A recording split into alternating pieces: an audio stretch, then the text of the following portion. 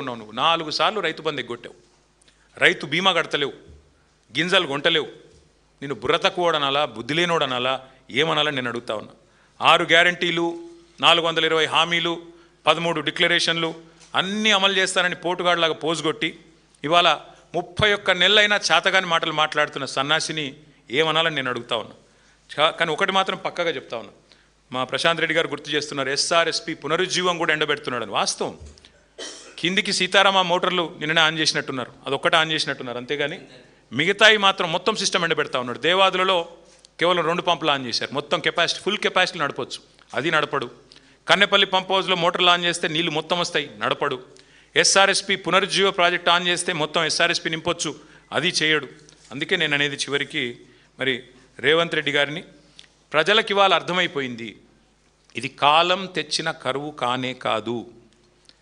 కాళేశ్వరం మీద కోపంతో, కేసీఆర్ గారి మీద కక్షతో ఇవాళ మీరు కాంగ్రెస్ తెచ్చిన కరువు ఇది. ఇందులో ఎవ్వరికి ఎలాంటి అనుమానంగా అనుకోటి కానీ లేదు. ఖచ్చితంగా నేను చెప్తా ఉన్నా, మీకు ఒకవేళ మీరు కనుక పంపులు ఆన్ చేయకపోతే రాష్ట్ర వ్యాప్తంగా రైతులు చూస్తూ ఉన్నారు. చరిత్రహీనుడుగా, రైతు ద్రోహిగా నువ్వు, నీ కాంగ్రెస్ ప్రభుత్వం చరిత్రలో మిగిలిపోతుంది.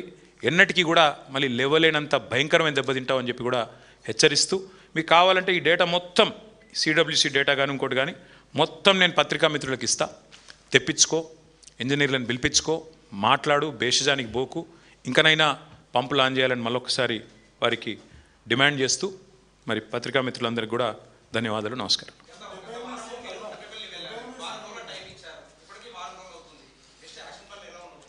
ఇప్పుడు మేము ఒక్కరమే చెప్పలేదు కదా బ్రదర్, మేము మాతో పాటు ఇవాళ రాష్ట్ర వ్యాప్తంగా ఉండే రైతులు ఎదురు చూస్తూ ఉన్నారు. ఇవాళ జూలై 11, సాధారణంగా జూన్ మొదటి వారంలోనే లేదా జూన్ 2వ వారంలో వర్షాలు స్టార్ట్ అవుతాయి, మాన్సూన్ స్టార్ట్ అవుతుంది.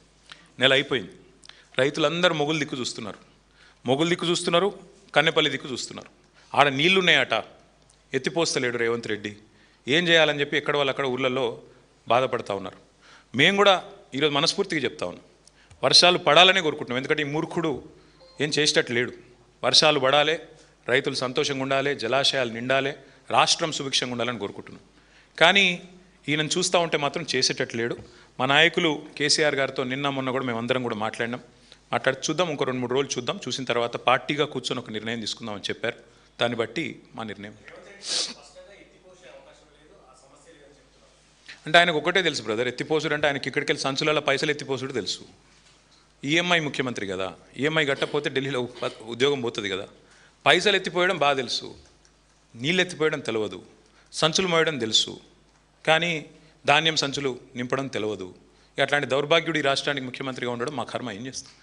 తప్పకుండా రాష్ట్ర రైతులు తగిన సమయంలో, ఎందుకంటే వాళ్ళకి తెలుసు కర్రుగాల్చి వాత ఎప్పుడు పెట్టాలో, కాంగ్రెస్కి ఎట్లా బుద్ధి చెప్పాలో, ఎట్లా పాతి పెట్టాలో కాంగ్రెస్ను 100 అడుగుల లోతులో తప్పకుండా తెలుసు. సమయానుకూలంగా రైతులే సమాధానం చెప్తారు.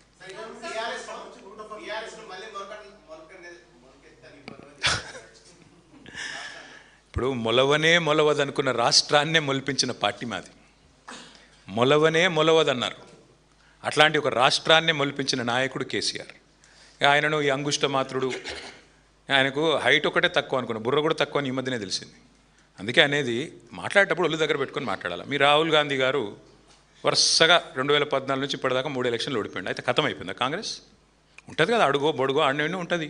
అట్లాంటిది ఇంత పవర్ఫుల్ పార్టీ, రాష్ట్రం తెచ్చిన పార్టీ, అంత పవర్ఫుల్ నాయకుడు ఒక్క ఎలక్షన్లో మీ అన్ని అబద్ధపు మాటలు చెప్పి ప్రజలను గోల్మాల్ చేసి దొంగ ఓట్లతో గెలిచినావు నువ్వు.